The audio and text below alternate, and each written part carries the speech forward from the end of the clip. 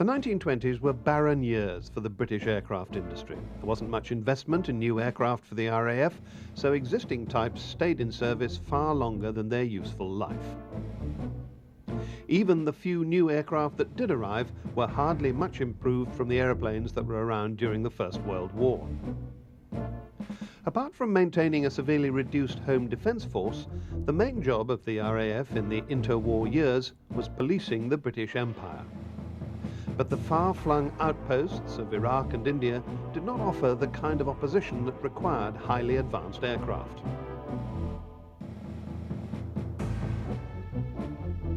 Aircraft like the Hawker Hart were more than adequate to cope with tribesmen.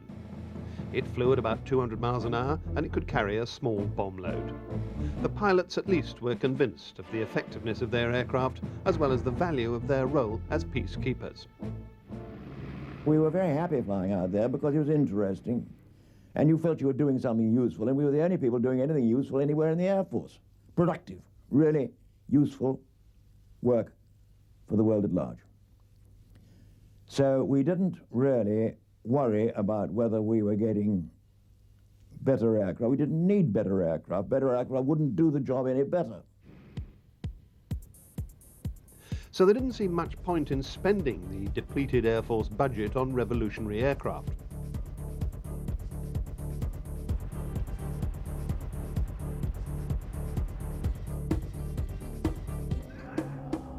Same thing applied to heavy bombers.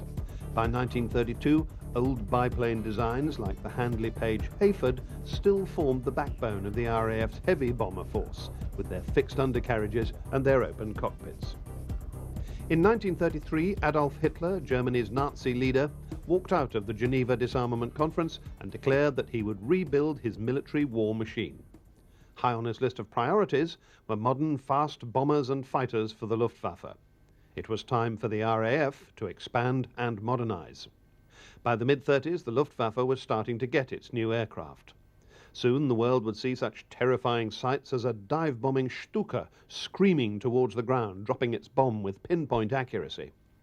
During the Spanish Civil War, German bombers attacked defenseless cities, bombing and slaughtering indiscriminately. The Luftwaffe's Condor Legion gained valuable experience against Spanish cities like Guernica and Barcelona. Any lingering doubts about the potency of the bomber soon disappeared.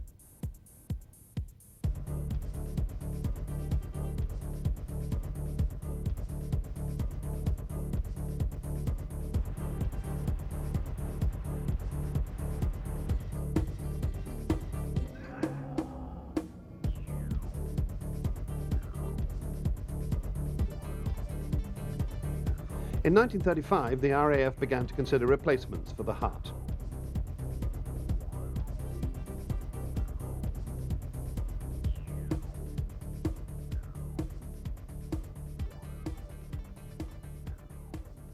They had to look no further than the Bristol Aeroplane Company and its new Type 142. The Type 142 started off as a private order from Lord Rothermere, who then owned the Daily Mail. He wanted the fastest commercial aircraft in Europe. Bristol modified one of their existing designs, and what emerged was a 300-mile-an-hour aircraft. That was 50 miles an hour quicker than the RAF's fastest fighter, the Gloucester Gladiator.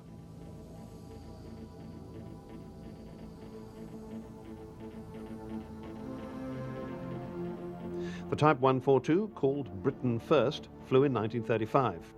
The RAF sat up and took notice straight away. Lord Rothermere promptly gave the prototype to the Air Council.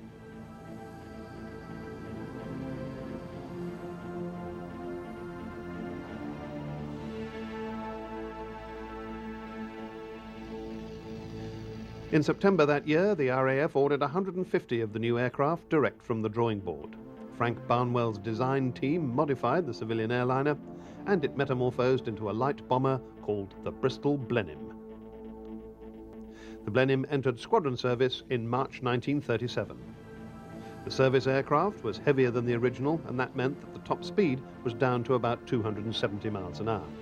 But still, the sleek lines and the powerful Bristol Mercury engines made it an object of desire.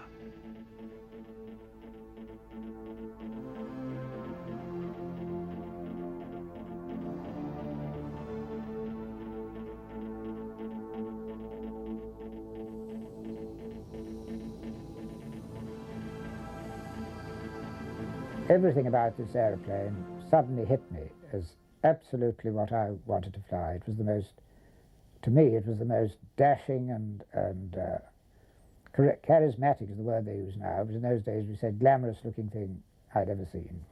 It was in daylight camouflage, and I said, "What aeroplane is that?" I said to somebody. "What is it?" They told me, "It's a Blenheim."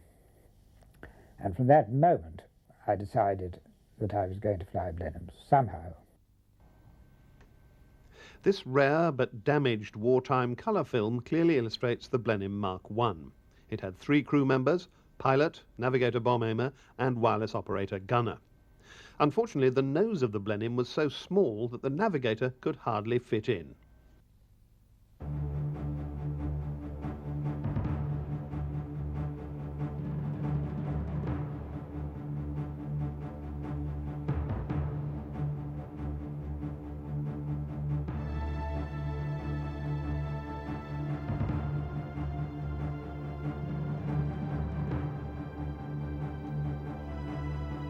So when the next major development of the aircraft, the Mark IV, came along, it had an extended nose section to accommodate not just the navigator, but long-range fuel tanks as well.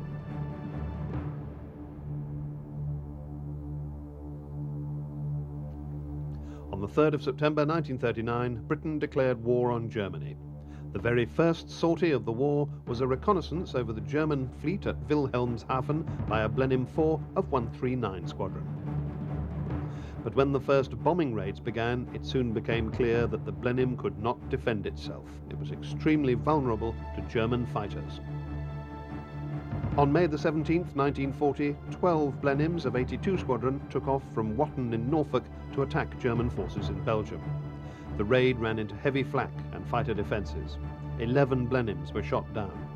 Just 1 got back to Watton, and it was severely damaged. In just 1 raid, a squadron had been decimated. So on arrival at Watton, of course, we found the ground staff and so on very gloomy, as you can imagine. Morale out there was a bit shattered, to put it mildly. And I mean, it must have been pretty sobering to find that they sent a whole load of aircraft out and none came back. So things were a bit sort of fraught. They flew in new Blenheims for us and so on. And we wondered what in heaven's name was going to happen next. But soon afterwards, the squadron was reformed. On August the 13th, the crews were woken in the early hours of the morning for a briefing. They were ordered to attack an airfield at Aalborg in Denmark, which was a staging post for Luftwaffe raids on the north of England. This mission was typical of many that had gone before. The squadron, under the command of the recently arrived Wing Commander E.C. de Virac-Laat, took off in 2 flights of 6 aircraft each.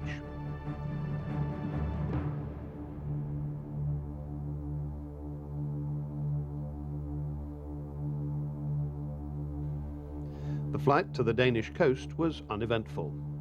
Cloud was a necessity on daylight raids. It was the only defence against the fast German fighters like the Messerschmitt Me-109E. Also, the target was 900 miles from base. With the Blenheim's radius of action of no more than 1,000 miles, it was essential that the aircraft should not have to do any evasive manoeuvres.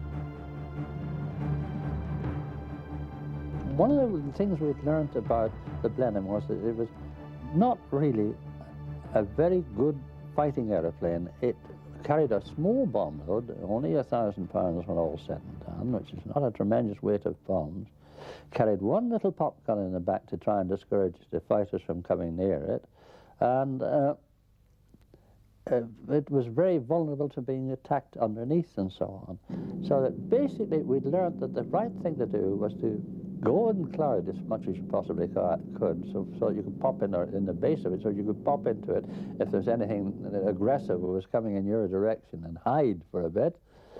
And having attacked your target, which were usually coastal targets or that type of thing, the thing was to go right down onto the ground and come home very, very low level so that no fighter could get at you very vulnerable underneath.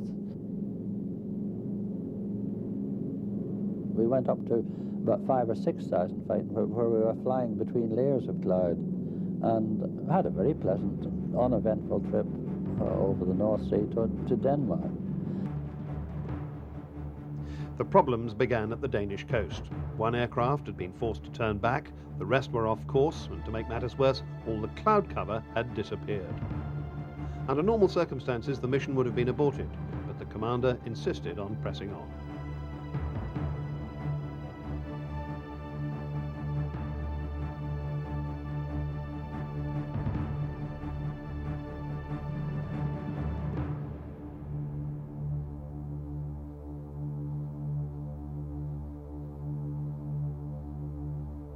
Frankly, my own personal view at the time, and I think a lot of other people's, was, without any cloud cover and with this amount of land cover, we're not going to do it. We're not going to make an attack. There's no sense in it. However, we did. We ploughed all the way, more or less, from the southeastern end of Denmark up to the northwestern end, which must have signalled to every German within many, many miles the fact that we were coming and making sure that we were going to get a hot welcome. Around noon, the formation was spotted and German fighters were sent up to intercept. Although the Blenheims had 2 guns, they were shorter range than the enemy cannon, so the German pilots could stay out of range and just pump shells into the Blenheims. The 109s took an arcing track around the Blenheims to attack from the rear. B flight was quickly shot to pieces until there was none left in the skies.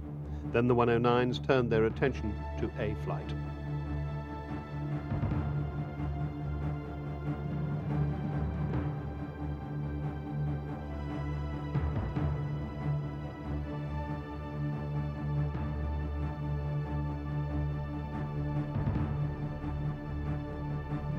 One aircraft more or less blew up in the attack straight away. I don't know whose it was. But the rest got through to the Aalborg area where the anti-aircraft was good. At 5,000 feet it was bound to be, and inevitably if we were going to bomb we had to keep reasonably straight and level, so we were absolute sitting ducks for them. I know certainly at that stage I can remember looking down over the bomb site and how you could see the gun flashes on the ground. We were as low as that really, and feeling pretty uncomfortable about it. However, we managed to get our bombs away, and very, very shortly afterwards we lost an engine. So I had a little plan made out in my mind, always being a great believer in having all emergencies reasonably covered if possible. And I thought, well, Sweden's not very far away, and that's neutral, and that wouldn't be a bad place to go if the worst comes to us. So I had talked to the pilot about it, and he'd heartily agreed with me that this was a good thought. However, it wasn't to be. We had fighters onto us as soon as we left the target area, and basically we then just were trying to, we were out of the formation, one engine on fire, and under attack. And in a very short time indeed, we lost the other engine. And we were left in no doubt that I think Don Blair did the right thing. He picked a good bit of the fjord to put the airplane down in. Unbeknownst to him, of course, was that although it looked nice and smooth and so on, there were rocks just under the surface of the water, because he couldn't possibly see. So no, I didn't actually, I lost consciousness. I can't remember the crash itself. All I can remember was it being very, very hot in the airplane. Now, I can remember throwing an arm across my face, and you know, the heat was such that I know I'd still have the scars on my elbow, where it was burnt through to my elbow by the time we got into the water. One Blenheim did manage to get away from the scene, but it crashed a few miles away. The ME-109s had been in the air for just 30 minutes. In that time, 11 Blenheims were shot down. 20 crewmen died instantly, including Wing Commander de Laat, and a further 13 were captured. Within a period of a few months, 82 Squadron had been decimated for the second time. 3 months earlier, the Air Officer Commanding Bomber Command, Sir Charles Portal, had written to the Air Staff. I am convinced that the proposed use of these Blenheim units is fundamentally unsound, and that if it is persisted in, it is likely to have disastrous consequences on the future of the war in the air. Unfortunately, by this time there were more Blenheims than any other RAF bomber. They had to be kept in constant action, and the subsequent losses to aircraft and crews were horrendous. But the Aalborg raid had finally proved the vulnerability of the Blenheim. It was soon taken off daylight raids, but that was by no means the end of its operational life. Night fighter versions operated in the early days of the Blitz against the German night bombing raids.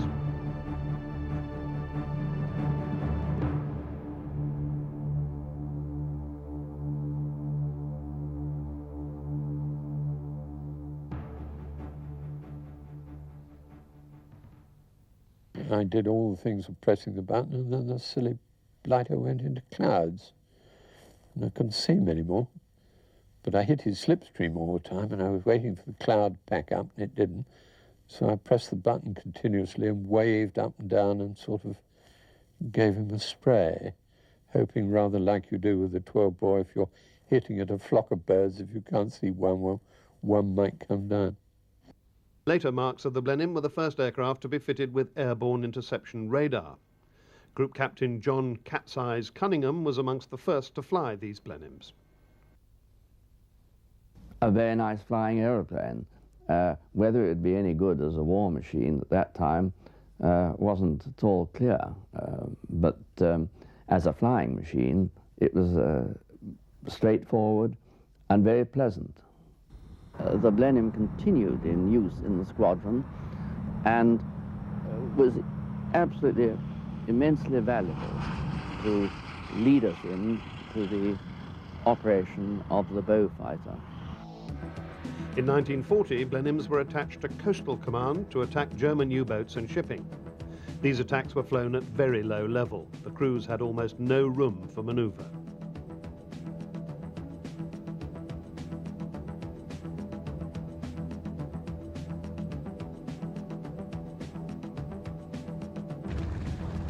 In fact, when you attacked shipping, you flew towards the ships below the decks height of the ship. You pulled up over the mast to toss the bomb into the side of the ship, and it had 11 seconds delay, which enabled you to be about 1,000 yards away when it burst. It was no good dropping it on top of the ship because it would just bounce off, and the fuse didn't go off for another 11 seconds. So you had to fly very low, pull up over the mast, and push down the other side.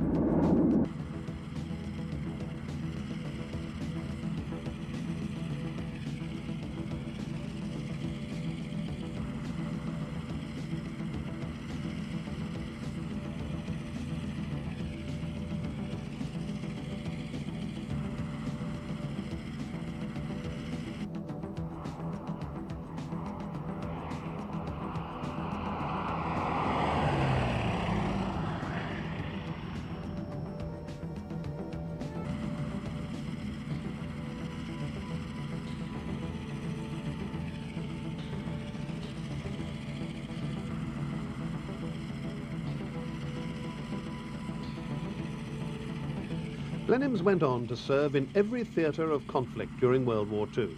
They performed many vital tasks for the RAF. Eventually they were replaced by faster, more heavily armed aircraft like the Beaufighter and the Mosquito. In the decades after the war, the Blenheim's achievements and the bravery of their crews all but disappeared from the history books. They were overshadowed by more glamorous aircraft like the Spitfire and the Mosquito. Nearly 2,000 Blenheims had rolled off Bristol's production line, but eventually not one was left in flying condition.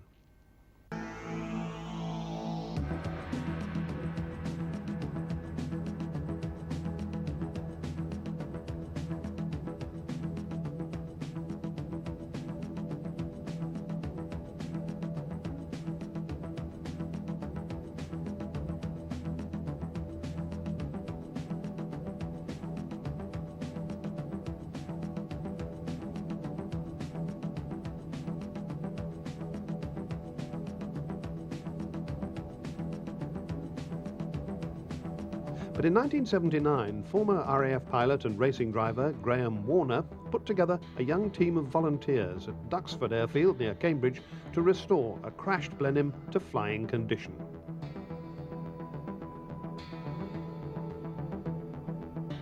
I discovered the Blenheim abandoned here in a hut at Duxford and thought it was such a shame that it was about to fade from the public view altogether that I determined to see the restoration right the way through to getting it back into the air. So I gathered together the team of volunteers and we started to restore this derelict hulk, which is really all that it was, back into a beautiful flying aeroplane.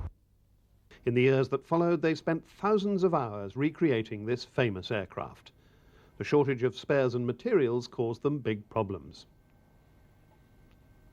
7 years after they'd started, the Blenheim was rolled out for the first engine start. The team's years of hard work had paid off. For the first time in more than 40 years, Duxford vibrated to the sound of a Blenheim engine.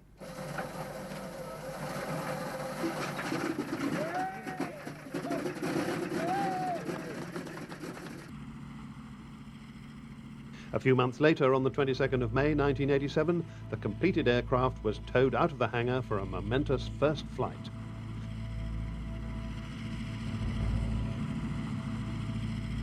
Pilot John Larkham powered up the engines and the Blenheim began to roll.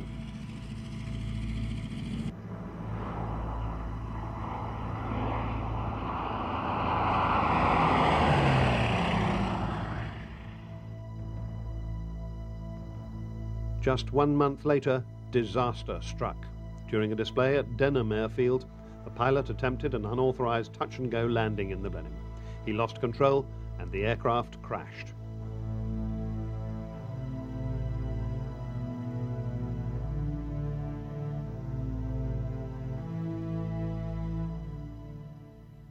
Miraculously, the 3 crew escaped injury, but the aeroplane was completely destroyed.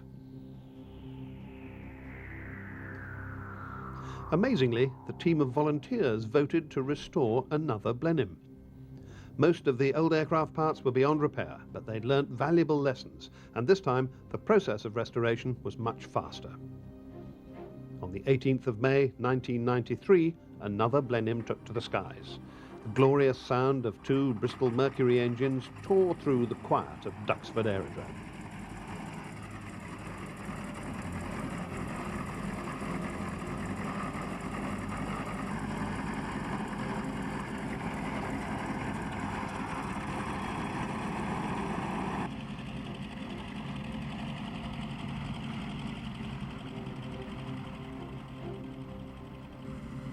This second aircraft was painted in the colours of a Blenheim night fighter.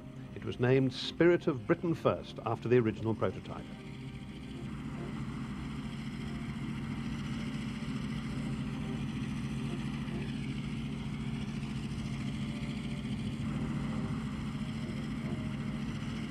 The 2 restorations had attracted a lot of interest, both from press and from public.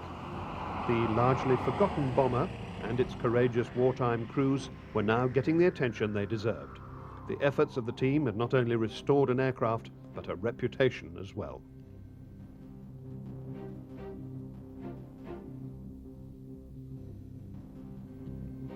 The Blenheim has now become one of the most popular aircraft you can get at your flying display. In 1996, it got a new colour scheme. It now appeared in Coastal Command markings. As a postscript, in September 1995, during building work, the remains of a crashed Blenheim were found at Aalborg Airfield. And a propeller now stands at Watton as a memorial to the crews who died on that turning point raid. But the most fitting tribute is this magnificent flying reminder, still proudly carrying that name, Spirit of Britain First.